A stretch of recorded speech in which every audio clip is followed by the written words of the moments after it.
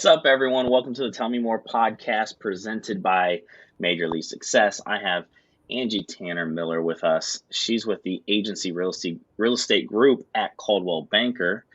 Angie, thanks so much for taking time out of your day today to join me on the podcast and to share your journey.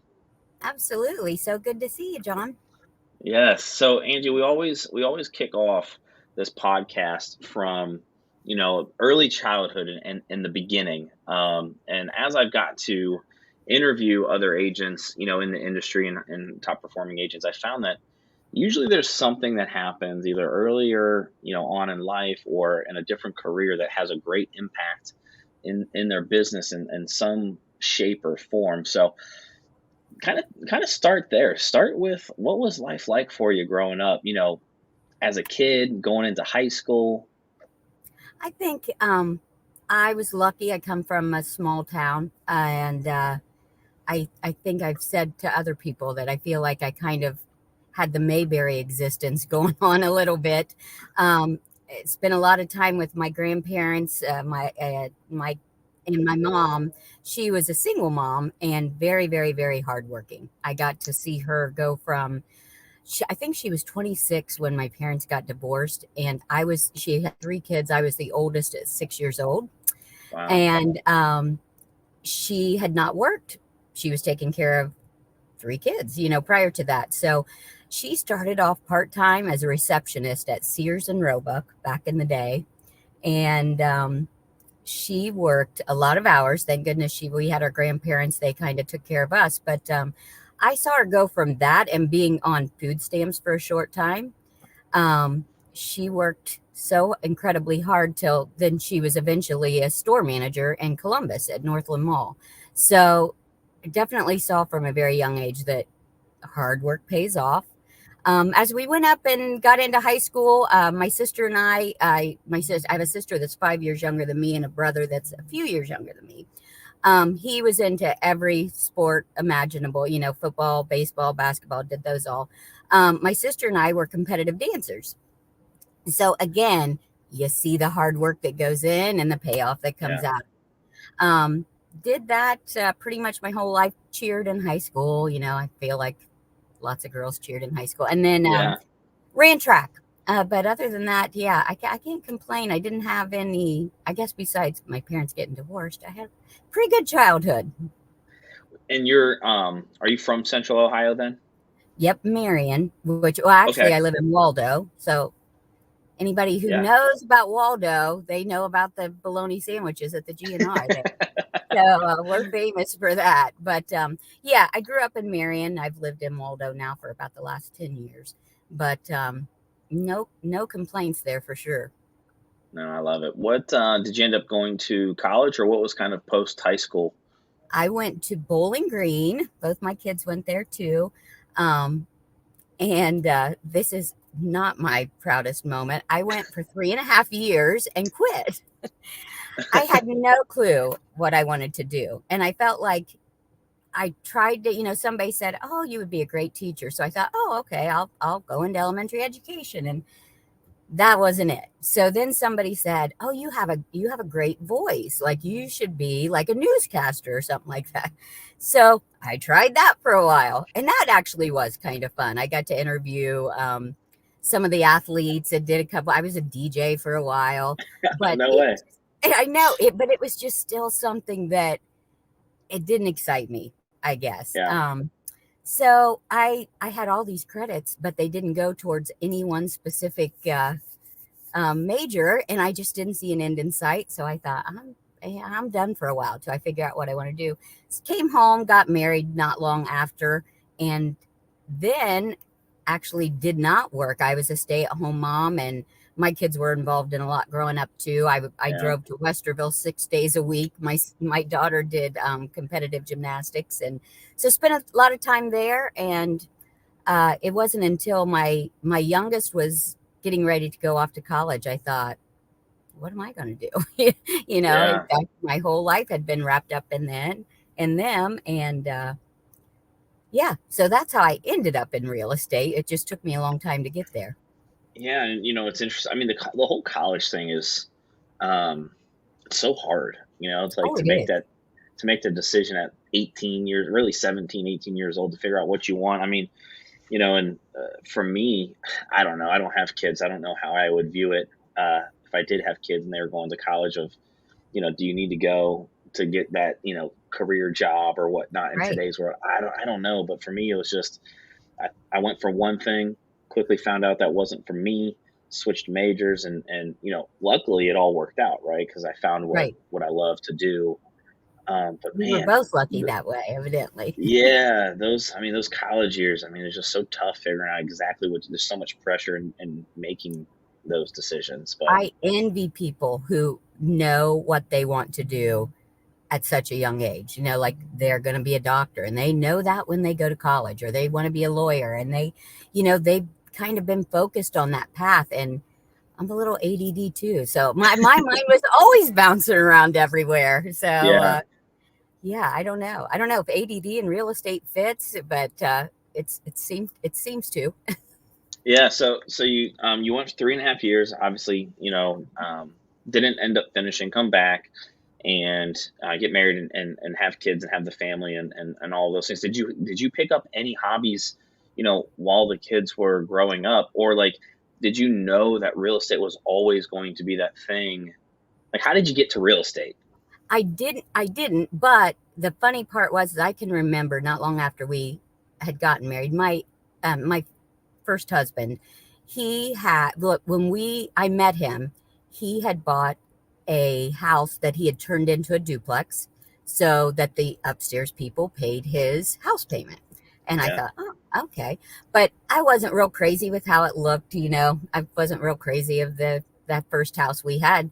And so I can remember fixing that up. And when we did go to sell that, like everybody loved, I must have had, well, and I think I still do, have an eye for what looks good, in a house. And yeah, so I was driving down a street in town, and there was a for sale by owner, and it was in a great section of our town, and it says $20,000 cash. They had that right on the sign, and I thought, if I can get something for $20,000, I know I can make it look good and make some money off of it. And that started it. We ended up getting that house, redid it. I can remember being outside in the summertime with, trim boards on the sawhorses, staining those, and, um, did a lot of the paint and a lot of that kind of stuff. Nothing too big. I do remember putting down remember the little 12-inch square, like stickum tiles. yeah, yeah, yeah. Anyway, when we went, we probably stayed in that house for 3 years, and made a very good profit when we sold, even though it wasn't a great time to sell. So that's kind of what we did the whole time my kids were growing up. I was finding houses that were a good deal, and we were fixing them up and selling them. So yeah, when it came time for me to kind of find what I wanted to do after my kids were, away at school, I thought, and I didn't have a degree after going for 3.5 years. I thought, man, I don't want to go do college now. And again, there wasn't any certain thing that I wanted to do. Right, So then I thought, I can sell real estate. I've done that. I just wasn't getting a commission check for it. I was just getting paid in a different way. So I right. thought, I'm going to check into that. And that's when you had to go actually sit in the classes. Went to Hondros. I forget whether it was 2 or 3 weeks every day. And I think I was one of the few people that sat in those classes and actually enjoyed them. I was just intrigued about learning anything and everything I could about it. And so I thought, Yeah, okay. But then, you start and it's totally different. But yeah. I had a great mentor when I first started. And I mean, obviously, everybody has bad days in real estate. And I wasn't super Oh, successful right off the bat. I was just doing it part-time, pretty much. I was still married. And so I got my license at the end of 2012. So market wasn't okay. great. But Yeah, for the first 5 years, I just kind of did it pretty part-time, and I did yeah. okay. I made the $1 Million Club, whatever. But I didn't get serious about it until after I got divorced. Yeah, and I know we'll touch base on that, as well, just going through that journey. But I'm curious, 2012. I got licensed at the end of 2011, August of 2011. Uh-huh. It wasn't the best mark. It wasn't absolutely Horrible. terrible, Yeah. like 09, 2010, all that, Yes. but it wasn't what we see today either. Did you Correct. have, did you have doubters, supporters when you made that decision to be like, oh, I'm going to go and sell some houses now?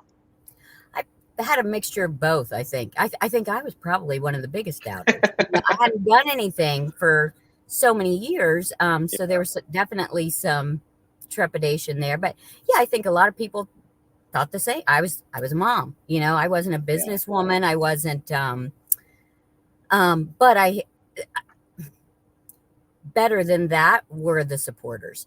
And when I got my license, I went to a local brokerage in town.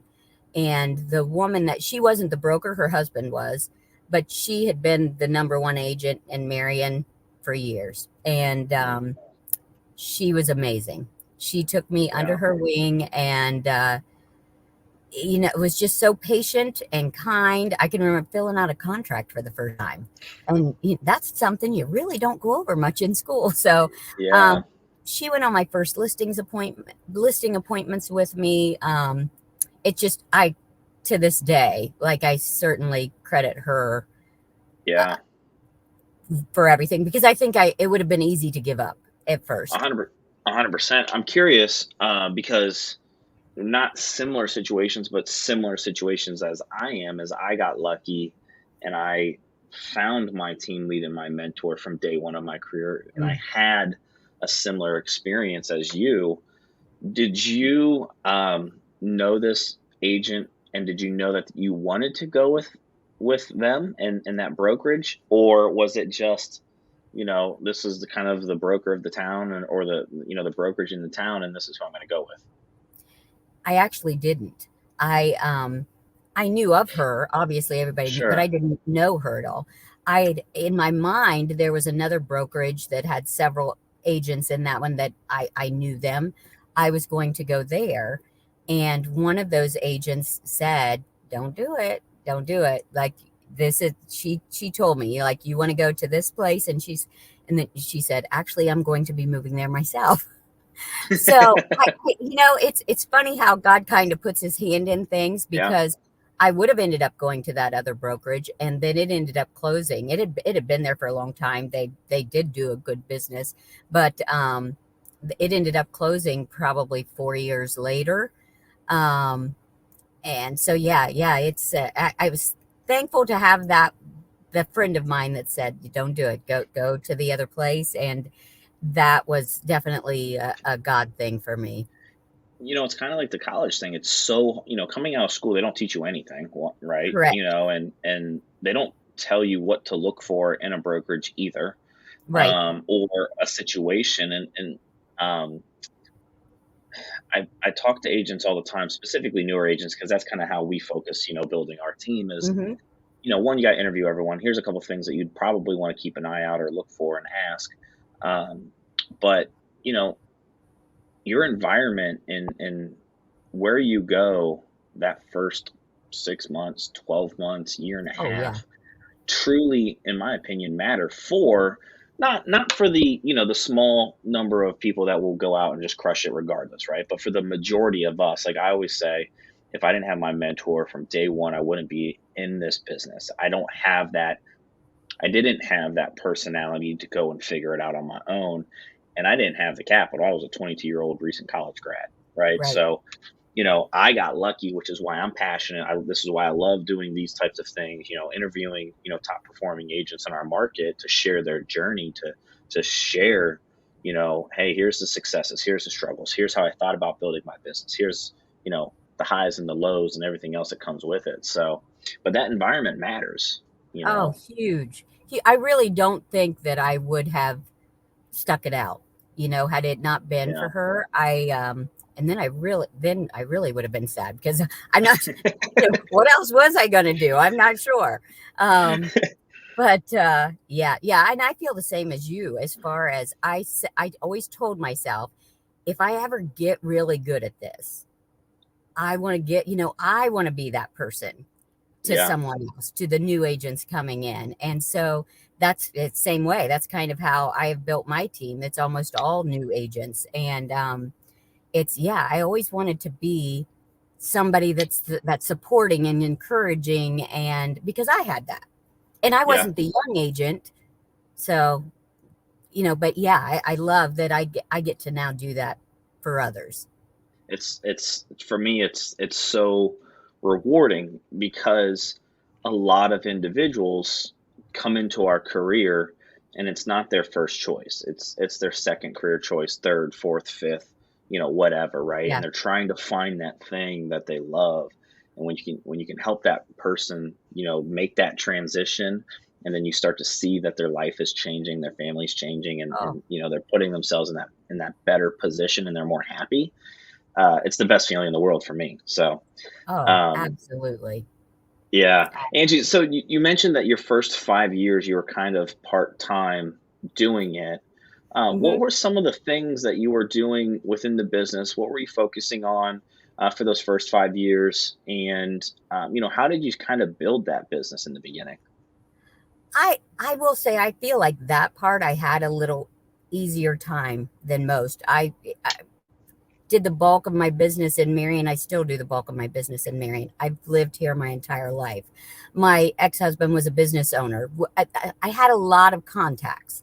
Um, Sure. so I felt like I didn't have to work really hard those first 5 years, which was kind of a not a great thing.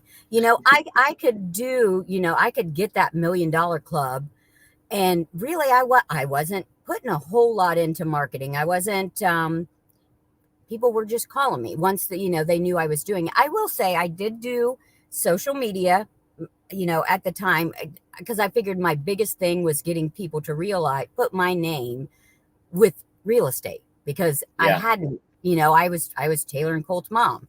So but I think when I first started seeing that, hey, I could do more of this, I started doing videos of people's Mm, houses. If I listed a house, and not very many people were doing videos at that time, at least in Marion for sure. And I look back at some of those videos now and they were so bad. But in my mind, I thought, everybody tends to make up their mind whether they even want to go see a house by the pictures online. yeah. And I thought, what if they had a video? So I would basically just do a video walkthrough, up to the house, and then kind of giving them the floor plan of the house with the walkthrough. Yeah. And man, did things start taking off when I did that. And I can remember there was an agent that actually I had used before I became an agent. She was getting ready to retire, and somebody had called her about listing their house. And she said, "Hey, I'm getting out of it now." And she didn't work at the brokerage I did, and but she said, "I'll tell you who I think you should call." And so when that person called me, they told me the reason she told them to call me was, she said, she's doing things that nobody else is. Yeah. And I thought, wow, I hadn't even thought about it like that. I just thought it was something Right. that I would want to see. Yeah. So that definitely, my business definitely jumped after I started doing videos. And then the more business I did, the more serious I became about it. So then I started looking more into the other things that I could do. Sure. I'm curious, do you think, because, it's crazy to think about for probably people getting into the business now, but, 2011, 2012, 2013, 2014, 2015, social media wasn't Oh yeah. what it is today, right? Like when I got in, even 2012, 2013, it was like 70% should be your personal and 30% should, like they were structuring, Right. what you posted and all that stuff. So, but I'm curious, do you think that your background in college, going for, you know, journalism and news and the DJ experience, played into that ability to then think video? Because Yeah. even to this day, videos everywhere, but agents are so Yes. paralyzed by it. And I have an agent that on my team, and last year was her first full year, and she's amazing. People love her. She she's terrified of doing a video. She does not like being on camera. So I think, yeah, I was a dancer. That part of it didn't bother me. I will say I'm probably one of those people, you wouldn't know it today, but I would waste too much time. Like I would shoot a video and think, oh my gosh, my hair was horrible in that, or why did I have that shirt on, and then wouldn't post them. And I can remember sitting in a training with the two girls that do Real Social. Okay. I can't think of their name right now, but anyway, they said, it was like they were inside my head. They said, if you're one of those people who take video after video after video and don't post it because something's not right, just post it. There's always going to be something that's not right. You've got to get them out there. So yeah, I think the making the videos were easier for me from being the DJ, from being, doing interviews, from being a dancer, but I definitely see it, like I said, especially in my one agent. She's got the best personality. That's why people love her. And she's a hairdresser, but man, she hates doing video. And it's like, we did one, so at the beginning of the year, I started my first team last year with help from Coldwell Banker. And we were small team up until October, and then went large team because our admin got her license. And I thought, well, okay. So anyway, January, we added a few more. I brought on a co-team lead. Things were getting a little crazy. So we changed the name, and we wanted to do a whole new rollout. Well, that included, we had someone come in and actually shoot video, and everybody had to kind of do a little clip on themselves.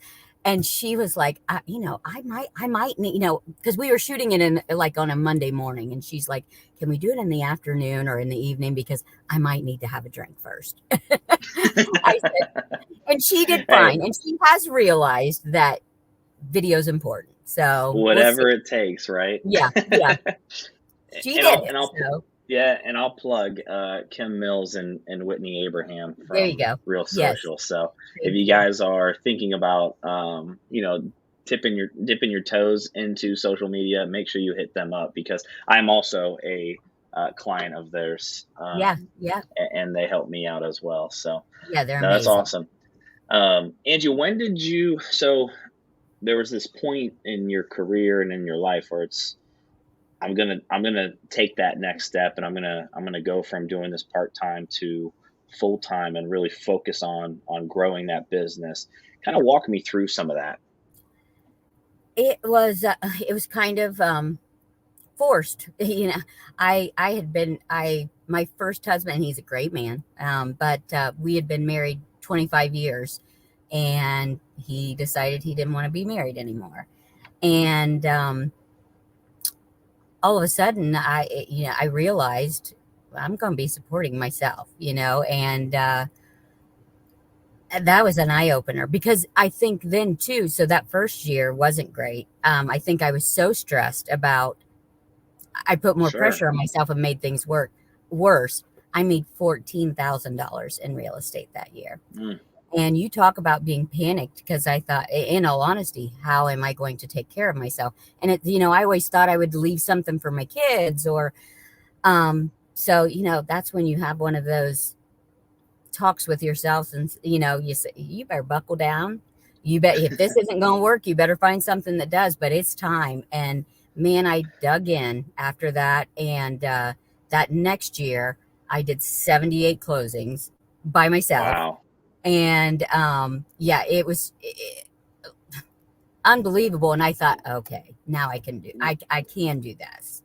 I mean, one, that's amazing, right? I mean, even an experienced agent doing 70 transactions is phenomenal, right? Like, we typically don't see single agents doing that. But what you had the coming to Jesus talk with yourself, that reflection point. What made you flip that switch? Like, can you go there? Like what did you like? Because I think a lot of agents struggle with the why, right? Like, no one tells us when to wake up, or no one tells us when to prospect, and no one tells us to go out and, like, we have to have that self motivation and that self drive. Hmm.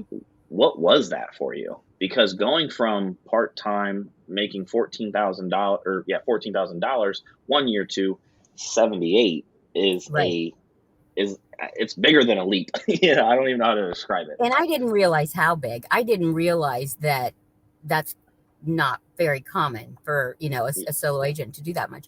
It was one, I think I wanted to prove something to myself. Like, I had been somebody's wife, I had been somebody's mom, and I loved all of that time.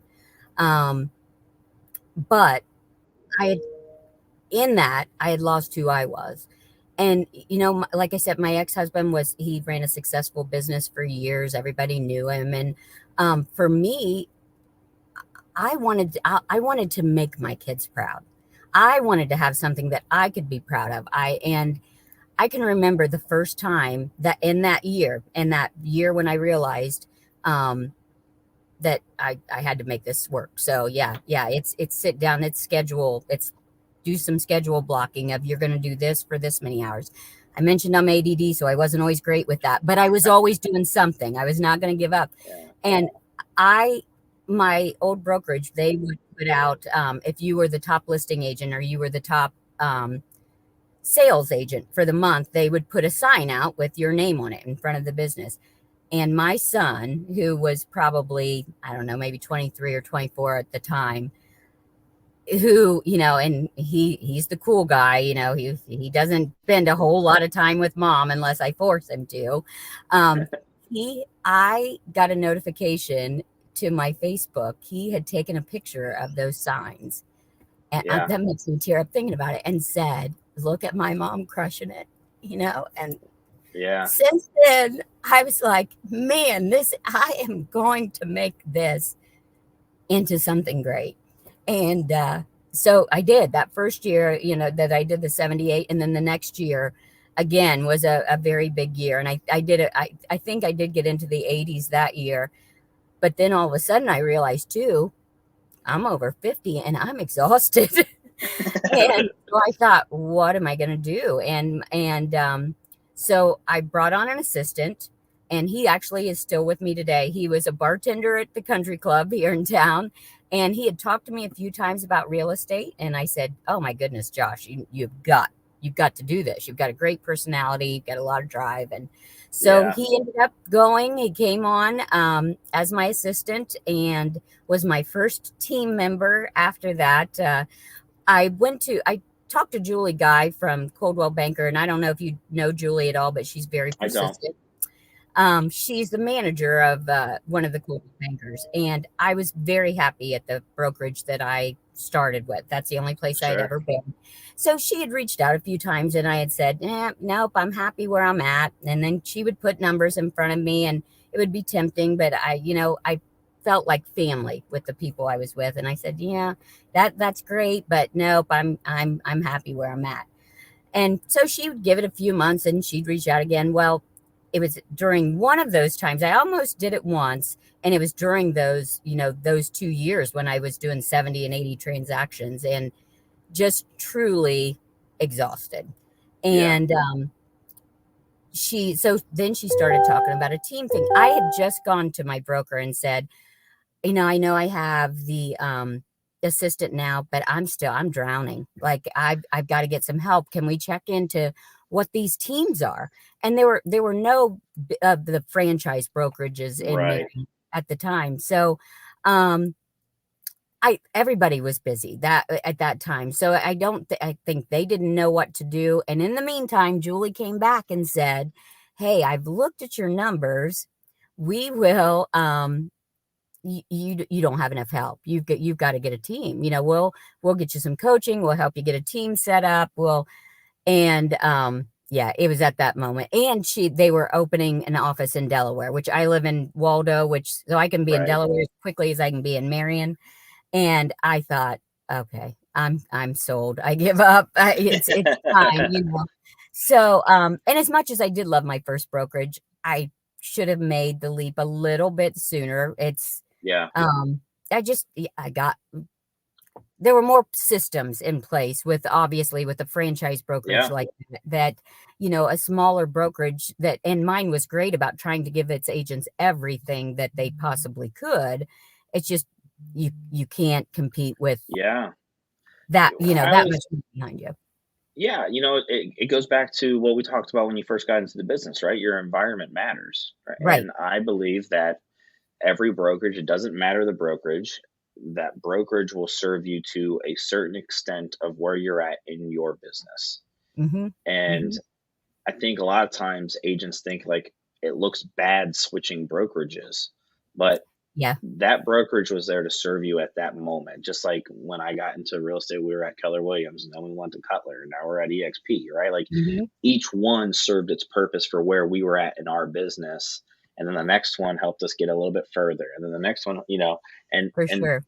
that's okay, right? And you kind of outgrew that environment, and you needed a bigger environment that allowed you to think bigger and differently and have different Oh, things that would allow you to grow.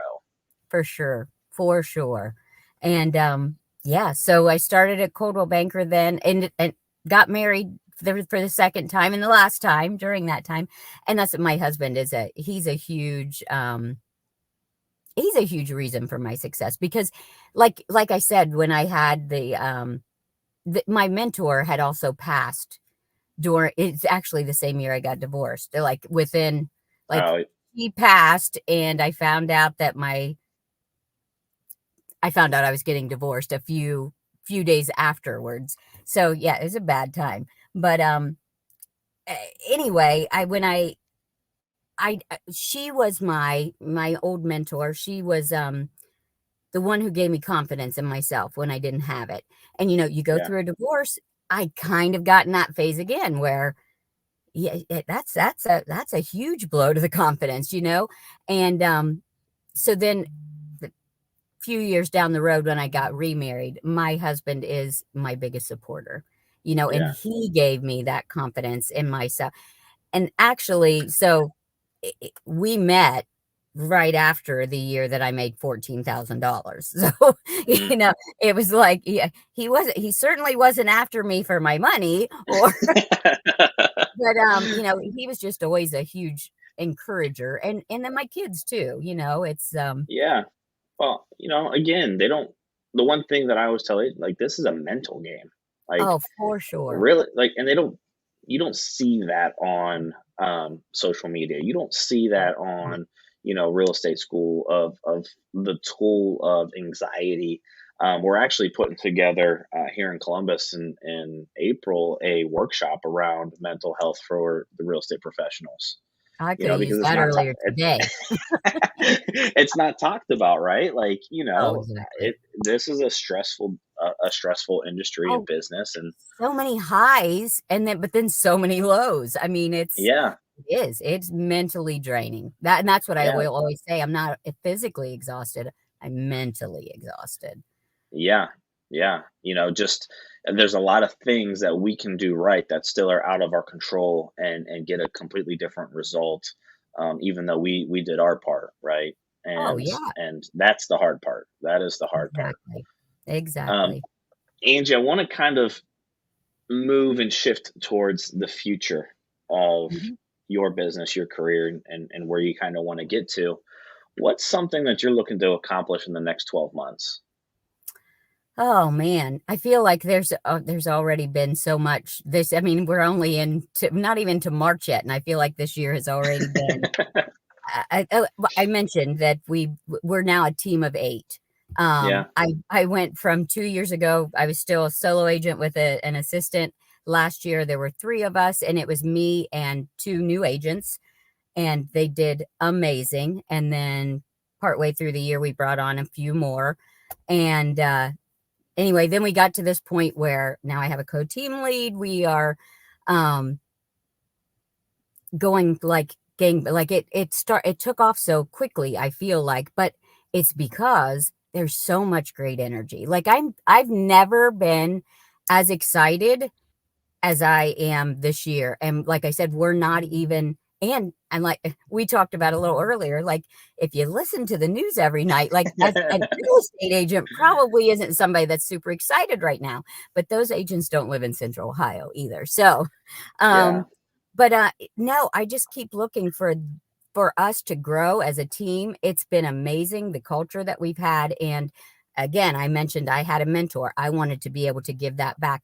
My co-team lead is Betsy Woken, and she actually started out at Keller Williams. And then she came over to Coldwell Banker and actually she started a team herself last year. And anyway, we got together and she is amazing. She has a lot of the same mindset that I do, Yeah. as far as helping other agents and building other agents up and just keeping our culture in our team positive. Like we said that early on, the news is saying this. Yeah.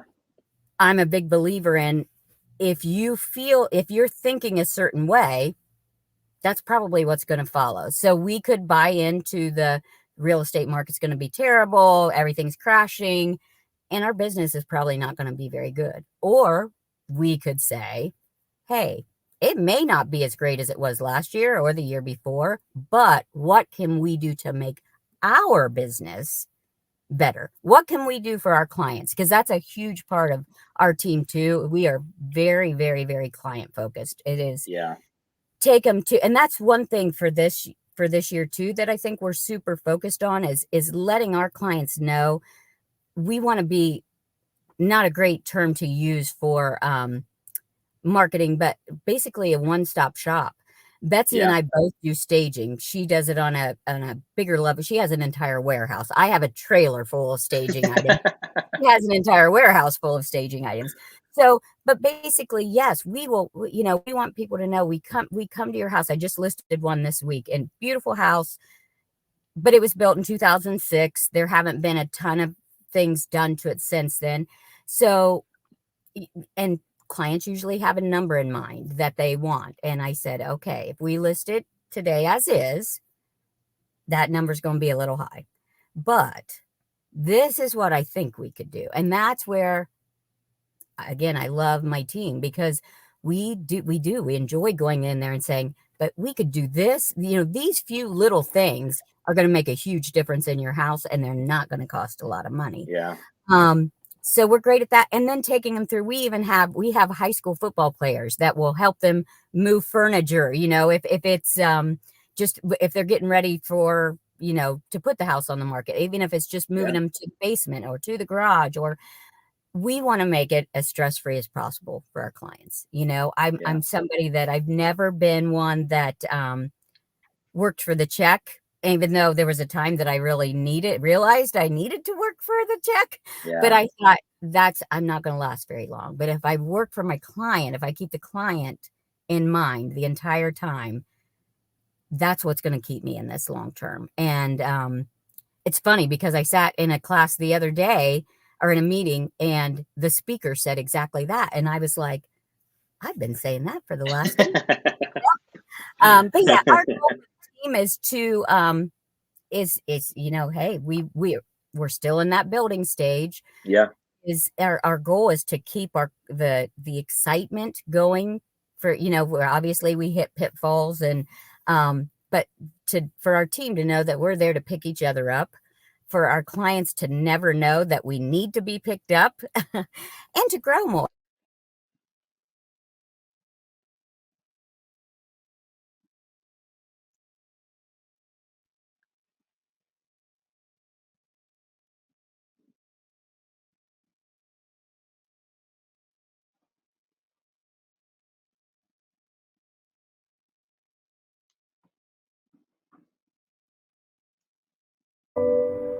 Okay, there you are.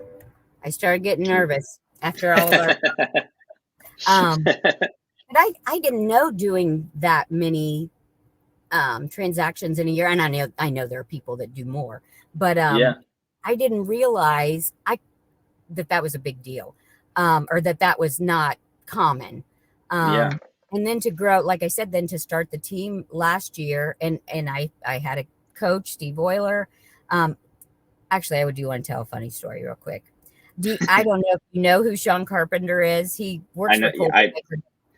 So he was my first coach. They set me up with him first, and I went in. I'd never met him before. Go in to meet with him, and he's asking me a lot of questions. And again, I came from a small brokerage who did a lot Right. for as much as they could, but I didn't have a database.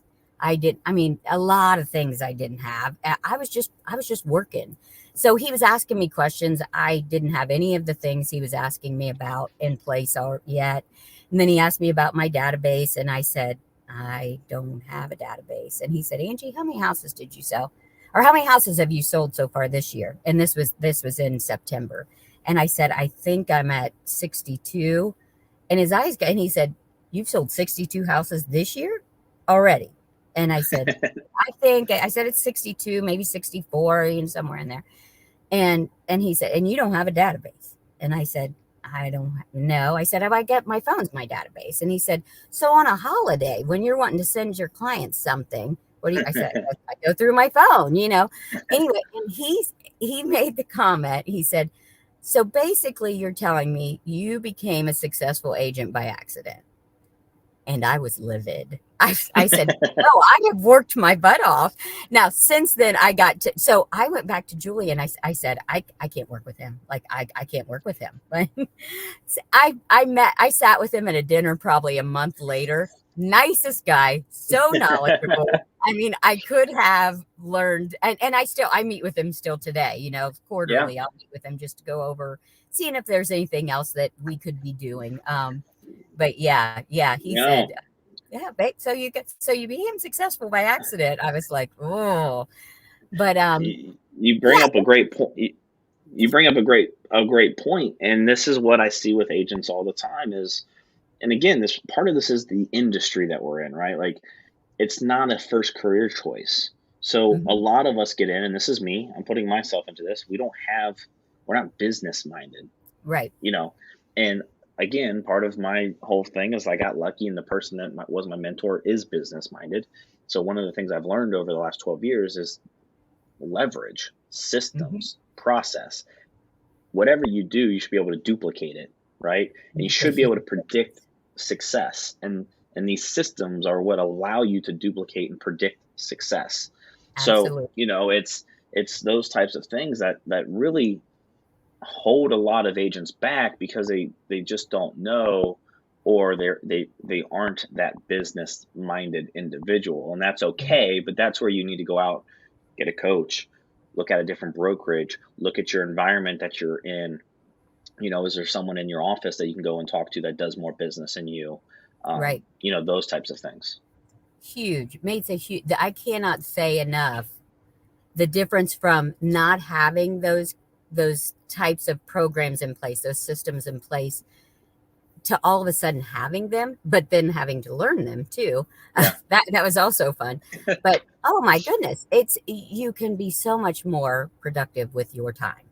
It's so yeah, I mean, in the last few years, the growth that I've seen, and I still to this day will think, that's not normal. When you're doing it, when you're in the middle of it and you're grinding it out, you don't think about, oh, wow, that's what we did.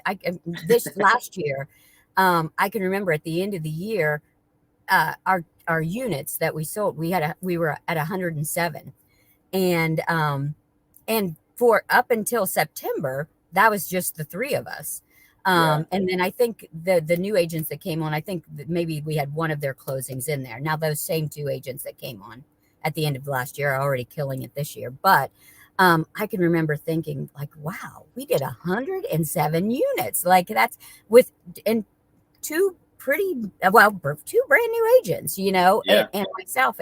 But they bought in. I think it took me buying into learning new systems, and then they did. And man, it's amazing what you can do when you get those business systems in place. So it's been a lot of learning in this career. I feel like it never stops. My transaction coordinator, she's 18. She started with us last year when she was 17. Wow. And she was doing her real estate classes while she was still in high school. and wanted to shadow someone, and someone gave her my name, and I was so impressed with her from the very first day. So as I'm working with Steve Euler, developing this team, he keeps stressing how important the admin transaction coordination position is. And I thought, all I could keep thinking of was this Grace, and she was 17 years old and in high school. And I thought, I can't tell him that. He's going to think I have lost my mind. But she was so great at everything she did. So conscientious. I mean, this is a girl who was homecoming queen, prom queen. She was second in her class. She just has it together. Yeah. And so I finally built up the nerve to talk to him about it. And I said, just don't say no until you meet her. He uses Grace now as an example of why you don't judge people by their age. Yeah. And okay, so now this year she's 18, has her license, and I keep and she's adorable and looks like she's 14. So I keep saying, Grace, your biggest obstacle is going to be you look like you're 14. A house is a big purchase. It's, we're going to have to really work on people trusting you. And she just closed on her first listing last week and has a buyer in contract this week. And I was like, there you go. Yeah, okay. There you go. It's but I really never did truly answer your question. I told you I was ADD. No, I mean, it's great. Is building this team and seeing, what is the limit? How far, what can we do? And I feel like that's everybody on my team. Like they're just willing to jump in and see, how far we can take this. Nobody's worried about us not doing enough. They're thinking about how many people can we get into a house this year? How many people can we help sell a house this year? And how many people are going to say when they're done, man, that wasn't hard at all. Like they made that process so easy. Yeah. That's what we want to do. I love it. What's something you're looking to accomplish in the next 5 years? I would like to say, I have grandkids, and I keep thinking at some point I'm going to pull back from this a little bit and spend more time with them, because man, I know how quick it goes. I already did that with my kids. But my goal is more, how can I figure out ways to still have that quality time with them, but continue building this? And it sounds crazy. I'm sure most people who start teams don't have that same mindset. I've always been kind of the person that jumps in, and I may have somewhat of a plan, but I will also pivot and adjust. So maybe I don't have a clear picture of where I would like it to be,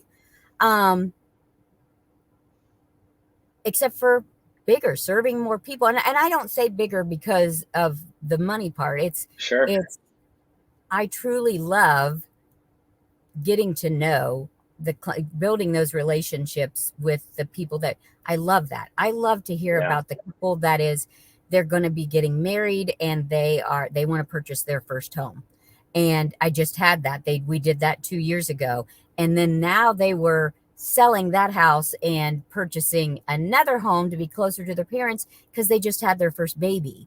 And I love getting to be, and when I say a part of that, I mean, I'm not part of their family, but in my mind, sometimes I feel like I am. Depends on how many homes you're showing, right? Yeah. But yeah, just as long as I'm still able to, and I have no doubt with the people that are on my team, as long as I can still give the level of service that I want to give, I want to keep this growing. I want to, and I don't know how much time we have. I won't go on about this for long, but I swear I learned, it's amazing to me. I'm almost 56. How much I have learned since I've turned 50. My son was, he was not only the kid that was always the kid on the corner doing the Kool-Aid stand. He had realized at about 7 years old that he could employ the neighborhood kids to work the Kool-Aid stand and he could pay Yeah. them $5 while he played and then make all that extra money. He's always been that mindset. My daughter's a little that way too. They're very driven in what they do. Yeah. And I was just the mom, behind them. And it is funny to talk with them now and learn things. Like, I've learned so much about the real estate business from my son, even though he's not a realtor. Now he is an investor, but just like where their taxes are concerned, where, just, and I love it. I love Yeah. all the new things that I learn, and then being able to teach somebody else about that. And so my tax guy asked me, or my investment guy asked me, how long are you going to work? How long, and I said, I love what I do. So I'm probably going to do this until I physically cannot do it anymore. It's just, Yeah. yeah, I don't know. Hey, 5 years. you found what you're passionate about, right? It is. It is. Now, had You you know. talked to me at about 10 o'clock today, probably even 12 o'clock today. Today's been a rough one. There have been tear shit today. There's a lot of stuff going on, great stuff, but also stressful stuff. And Yeah. so, yeah, there are some days when I think, oh my gosh, how much longer can I do this? And then other Yeah. days, how much longer can I do this? Well, and it's just changing some of the mindset again, the business side, right? Like, one of the things that Ryan, my mentor, always says is like, a lot of agents have jobs, Hmm. and you want to get to the point where you have a business, and a Right, business allows you to step out, right? And the right, business still runs, and it's not relying on, you to be there and, with your clients or in the office or whatever the case may be. And that's a hard switch to do within a business, because you do have to kind of step back a little bit on right, income potentially to allow that transition to happen. And instead of, bringing your clients that experience, the mindset is how can I bring in more agents into my organization that will allow me to extend the client experience, right? right. And multiply Exactly. that. So And so you just summed up where I want to be in 5 years. That is, thank you for that, John. And you mentioned Ryan. So I have to say, too, we talked before.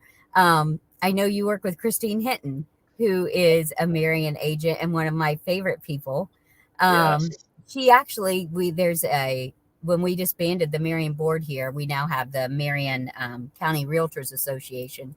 And I was vice president last year, so moved into the presidency.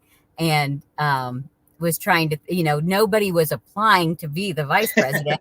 I called Christine. I said, "Hey," and she's like, "Oh my gosh, Angie, you know me. I'm not cut out for that kind of stuff." I said, "I'm not either." We can do this Let's together. do And it together. Yeah. she's been great. Yeah. No, that's awesome. That's awesome. Christine is amazing. So She is. She is. She does a little of everything too. She has a hair cutting business that she has a ton of people, and then kills it in real estate. So yeah. yes. Yes. What's a legacy goal for you, Angie? Legacy goal.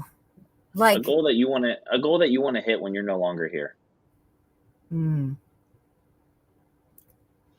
in real estate or in life in general. In general. And my Just my because to me, real estate's a vehicle, right? Like, yes, to yes, me, real estate's a vehicle. I always, and this is one of the questions I ask agents all the time, like, why real estate? You can make money anywhere. Why this yeah, business? You have to figure out your why, right? yeah. But what's something for you, that, and it doesn't have to be business related. It could just be anything that, when you're no longer here, what's that lasting impact, or that one thing that you still want to be accomplishing? I want, well, two things kind of that are connected. Again, when that year I was making $14,000 and wasn't sure how I was going to be able to support myself. Um, I can remember then that following year when I had such a successful year.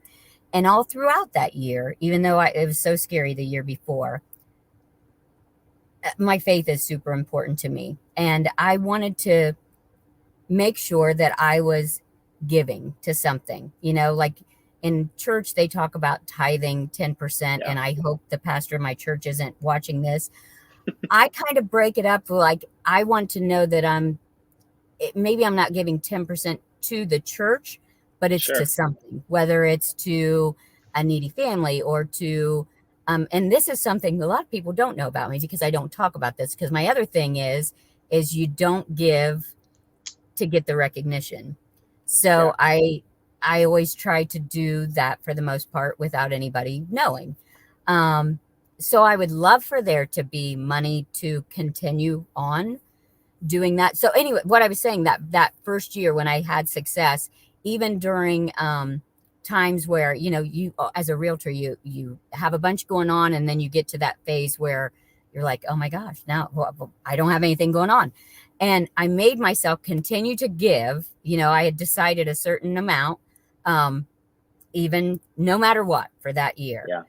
And so I've tried to continue that. So that would be one thing. But my biggest thing is, I want, when people say Angie Miller, and it, actually I always, I'm Angie Tanner Miller because I was Angie Tanner for 25 years. And I thought if I say Angie Miller, nobody knows who I am. So Angie Tanner Miller. But hopefully by the time I'm not here anymore, people will realize it doesn't have to be Angie Tanner Miller. It's Angie Miller. I want people to like, when they hear my name, think of, she was somebody who cared about people. Man, you got me all kinds of emotional today. But yeah, I want to be, I hope that people already think that. But I hope I do enough that when they think of my name, that's what they think of. And certainly I hope my kids do. But yeah, like in my community, you know, I mean, I've worked with a lot of families, and not just here in Marion, but you know, that's where the bulk has been, especially at the beginning. And it will always be. This is where I'm from. This is Sure. where I know the most people. But yeah, I hope they, and as an agent, I hope they think she was a great agent because she cared about her clients, you know, and that's why she built the business she did, because people could trust her. And man, I could go on and on. For agents that worked with me, or I hope they will think of me as somebody who's always there for them, like a huge support system for them, and somebody that really cared about how they were doing, both personally and professionally. But Yeah. I hope I am that person that my mentor was to me, you know. You better crop these tears out, I'm telling you. But yeah, No, I yeah. mean, it's honestly, it's a question that was asked to me by another agent at this point, I don't know, maybe 6 months ago. And it's one that I think a lot of people don't think a lot about. I didn't put much thought into it a lot, but I did in the sense because I'm from a small town. Uh, my grandfather and my grandma were big. What's the right word? They were influential people in the Uh-huh. town. You know, my grandpa helped create a foundation Oh, amongst his friends, and then build a rec center, community rec center, oh right? wow. And has led all that. So like for me, it's like, you know what, it's again, real estate's the vehicle. Like, what's that lasting impact that we want to leave? And for me, it's attacking the failure rate of our industry. For me, there's no reason why it has to be 86, 87% or whatever the stat is. It's Exactly. That's crazy. it doesn't need to be that. And I think that's a question that we get asked, the 1 year goals and the 5 year goals and the 10 year goals of our business, but we don't get asked, why are you in this business, and what's the impact you want to leave behind, not just in real estate, but in life, and what can you do with this business to get there, right? To Right. make that happen. So Yeah. No, I love that. I love that question. I just don't love that you made me cry. But so what would you do? Like you said, you would want to attack the failure rate. Have yeah. you had plans with that? Yeah, so like for me, it's all about education, right? It's all Yeah. about giving back what I've learned. I've been in a situation where I've been blessed to be around big thinkers, not just here locally, not just my Yep. mentor, but because my mentor provided coaching and, outside of here on a local level, but national and around agents that have done, thousands transactions a year, right? To just think again, environment, right? Like sometimes we just get caught up in our own world and the way that we think of things, where real estate's not hard. At the end of the day, real estate is not hard. It's Right. pretty simple. We like to make it hard and we like to make it more complex than what it is. But a lot of times it's not, it's agents who have all of the potential, but they go to the wrong spots or the wrong situations For because sure. they don't know any better. They don't know what to look for and they don't know the questions to ask. And there's a lot of fluff and a lot of BS in this business to get people to sign up to come to join their team or to join their brokerage. And it's Hmm. not the right situation. And I don't there's a lot of brokerages out there where they probably have no business even talking to brand new agents. And there's small brokerages out there and big brokerages Agreed. and there's teams out there that have no business talking to brand new agents, right? So for Agreed. me, it's about the education, it's about the training, it's about the coaching, it's about being transparent, and sharing what's working for us, right? Like what works for me down here will work for you. And Exactly. you're not competition, right? Because I you've been in love business that you say that. but you've been in since 2012. I've been in since 2011. This is the first time we've ever interacted, right? Right. Like we don't compete on listings. We don't compete for Right. buyers. So why would I be afraid to share what we've done to go from 2 agents to 27 plus agents, and what's working for me? So for me, that's my long-winded answer to your question. I love that though. And I love what you said about the uh, before I went to Coldwell Banker, I had started, I think because I was doing a lot of business, started having people reach out to me about becoming agents, whether they should get their license or not. Yeah. And my answer was always absolutely. Like, and so before I left my old brokerage, I had recruited 4 people that had started there that year. And, I would have let now one of them I did take with me because he was my assistant. I was already Yeah. paying him. Yeah. But I did say I will not try to take, I would have just felt too guilty. I would have loved to have taken them with me, but I would have felt badly after the fact. But I can remember people saying to me, "Why are you helping these people get their, why that's just more competition for you?" And Yeah. my thought has always been, first of all, there's a lot of friggin' houses to sell. So, it's more than enough work for everybody. Yeah. And I don't ever want to be that agent that another agent dreads working with. Yeah. I want to, and I still have a few people from my old brokerage that will call and ask me questions. And I love that. I want them to always know that they can come to me, and I'm not going to try to get information out of them or try to steal them away or anything like that. It's just I truly feel like as realtors we can help each other out.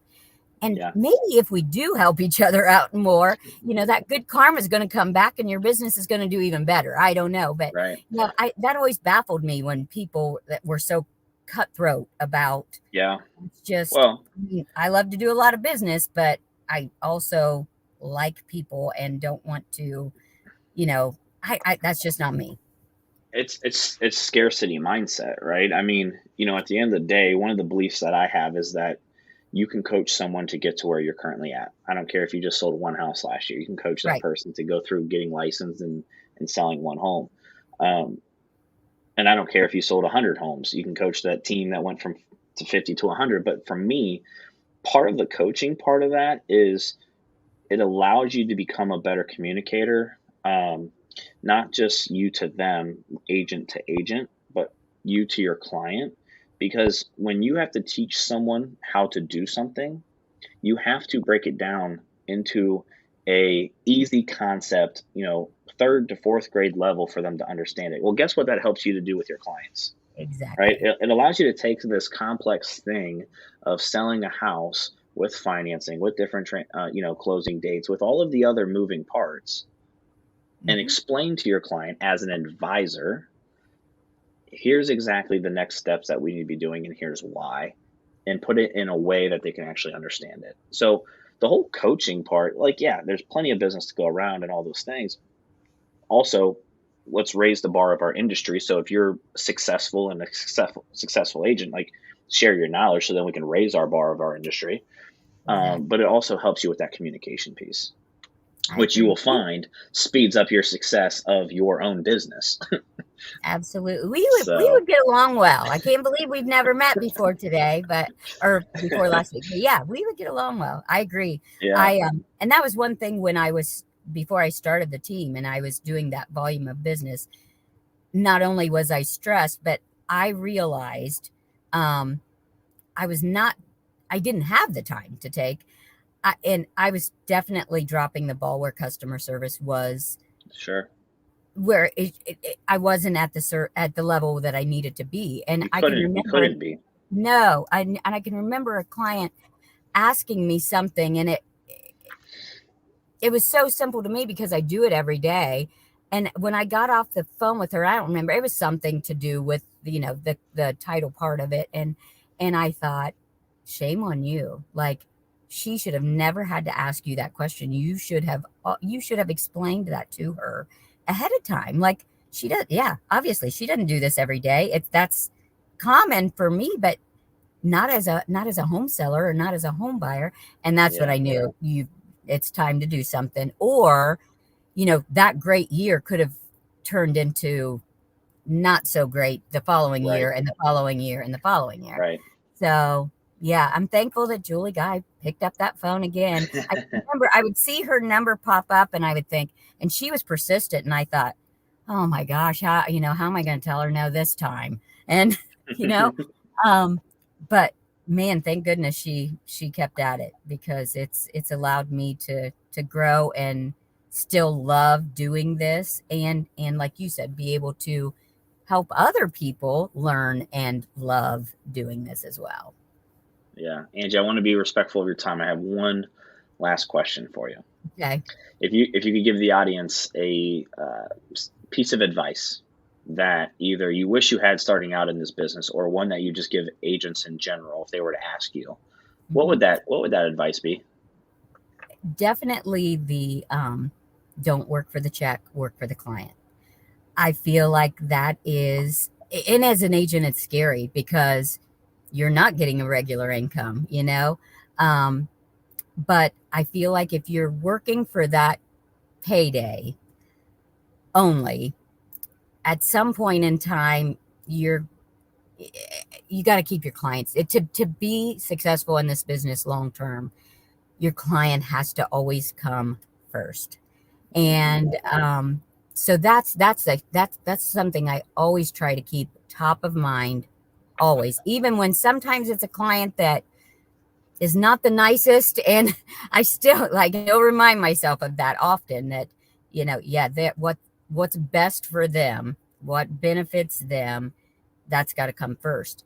And then if something isn't working, you're starting out as an agent, and the way you learned it, or the way someone else is doing it isn't working for you, don't give up. But, you know, think outside of the box, pivot a little bit, and I'll bet you can come up with a way that does work for you. It's just, I don't know. I'm I love what I do so much. I would hate to see somebody that could have an amazing career quit before they even got started, really. Yeah, So give it some time. I know it's hard when you're not getting paychecks, but reach out to somebody like yourself, or or me, that, like you said, that has been doing it for a while, that has had some success. Shadow them, pick their brain. See, maybe what works for me doesn't work for you, but maybe in talking to me, you can twist something into a way that would work for you, or it yeah. sparks something that would work for you. I love to hear people's success stories. So yeah, that would be it, I Angie, thank guess. no, thanks so much for coming on today. I had a blast, by the way. So, I did too. um, Obviously, I could have talked forever. no, I mean, this is what I get excited for, right? Like, let's get on with top performing agents and let's just talk and share. It's not all of the highs, right? It's not all what we Right. see on the social media. It's this is business, and business has slow periods and high periods, and everything's twisting and turning, and at the end of the day it all works, right? And like you said, it all Absolutely. works. You got to figure out what's going to work for you, and if you're in it for the long haul, then client always comes first, right? Yep. Yep. That should Angie, be no brainer, but yes. yeah, anyone who's watching this, Angie's contact information is down below. So if you're thinking about buying, selling, investing, or if you're a real estate agent and you just want to, connect with her to pick her brain and ask her questions, please make sure that you reach out to her. But Angie, for those that are listening in, on the podcast, what is Mhm. the best way for someone to connect with you? Definitely, my phone, and it's, you can call or text me whenever. My phone number is 740-751-5567, and we all know as agents, our phone is always right there with us. It is. Angie, thanks so much. I appreciate you. We need to definitely catch up Yeah, after here, and grab lunch or dinner sometime. And I think I there's would love that. a lot of things that we're on the same page with. So, and Absolutely, I if I enjoyed if it. Thank you so much, and I'm sorry that I thought it wasn't, I thought it was just a scam type thing when you first reached out. This is amazing. Yeah, yeah, you do a great job at no, what you do. y- hey, the power of leverage, right? Like, Right. I'm, for those that don't know, I'm utilizing virtual assistants to help me put this together, right? Because I tried to do it all on my own Yep. and it didn't work a couple years ago. So, but no, if I can do anything for you, if I can do anything for your agents, I'm here to help you, support you anyway. So don't hesitate to reach out to me. Absolutely, I love it, and thank you again. Awesome. I'll talk to you soon. Absolutely. See you later. Have a great weekend. Thank you, you too. Okay, bye-bye.